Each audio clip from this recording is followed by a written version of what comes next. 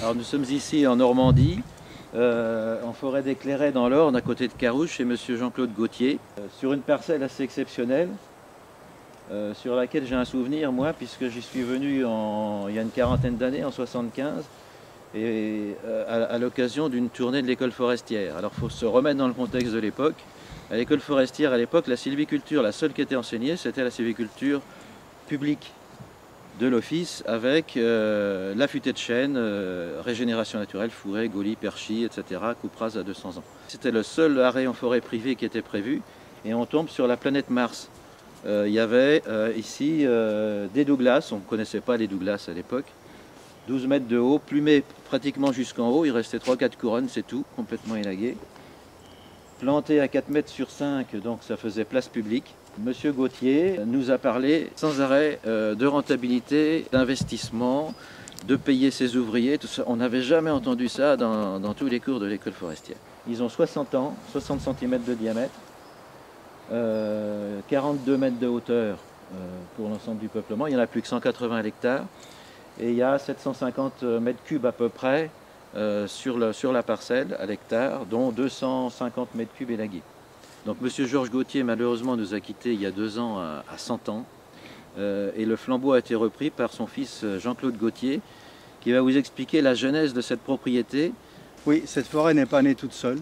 C'était des landes, des taillis, des bruyères qui brûlaient très régulièrement pour raison de chasse probablement. Et donc papa a effectué 52 actes notariés pour 152 parcelles pour constituer en fait 3 massifs.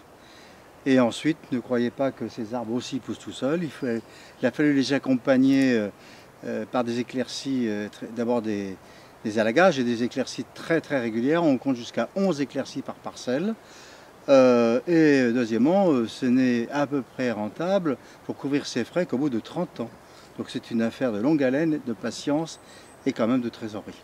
Cette forêt n'aurait pas pu être conçue sans l'encadrement du CRPF, mais aussi beaucoup grâce au Fonds forestier national, qui s'il n'avait pas existé, si nous n'avions pas eu des prêts à 0,25% sur 30 ans et des subventions, nous n'aurions pas pu faire cette forêt. Mon père n'aurait pas pu faire cette forêt.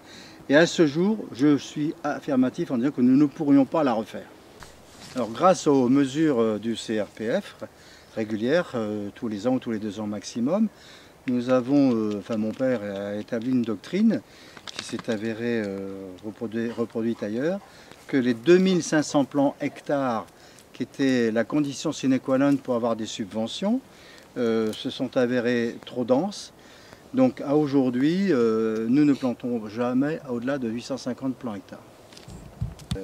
Une des caractéristiques de la forêt, c'est qu'elle est gérée familialement par des chefs d'équipe. Monsieur Laurent pendant 10 ans, le nouveau monsieur François Tillard depuis 1 an et demi, tous issus de la forêt, tous nés dans la forêt, tous ayant le sens de la forêt. Monsieur Gauthier, quels sont les types de produits que vous sortez de la forêt? Et vous avez ici la bille de pied, donc la base du Douglas, qui a été élaguée depuis l'origine à 100% de la forêt, et qui fait du bois sans nœud, qui a été retenu par plusieurs clients pour faire de la menuiserie, et purement de la menuiserie. Que nous vendons actuellement bord de route par notre équipe, 120 € le mètre cube, et que le reste en charpente se vend 80, et que la moyenne globale fait une centaine d'euros.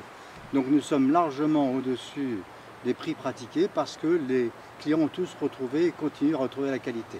Et donc monsieur Gauthier, l'importance de l'infrastructure sur la propriété et ce qu'elle a permis. Ce fut une des priorités de mon père, dès lors qu'il a créé de nouvelles parcelles après les acquisitions.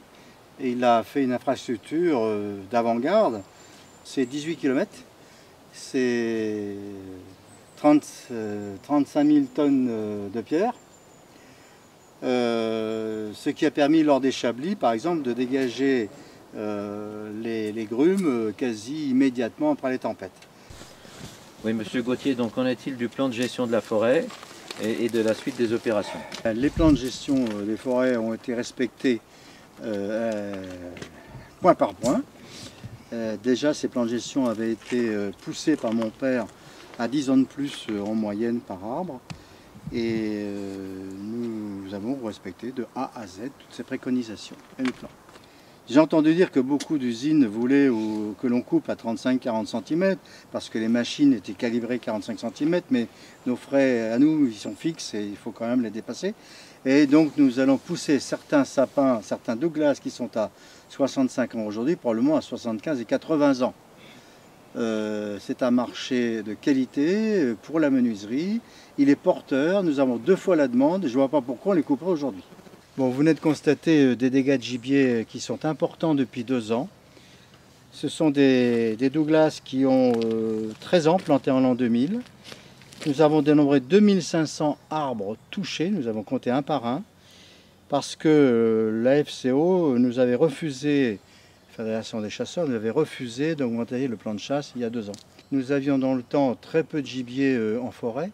Nous sommes à peu près à 8 fois le gibier que nous avions dans le passé, que mon père a eu dans le passé, ce qui fait que on se pose des questions pour l'année prochaine sur la plantation classique recommandée à 850 plants hectares, ou éventuellement la régénération naturelle, d'autant que le Douglas est un arbre extrêmement ici porteur, que nous avons plein de petits plants qui sortent de partout à la lumière.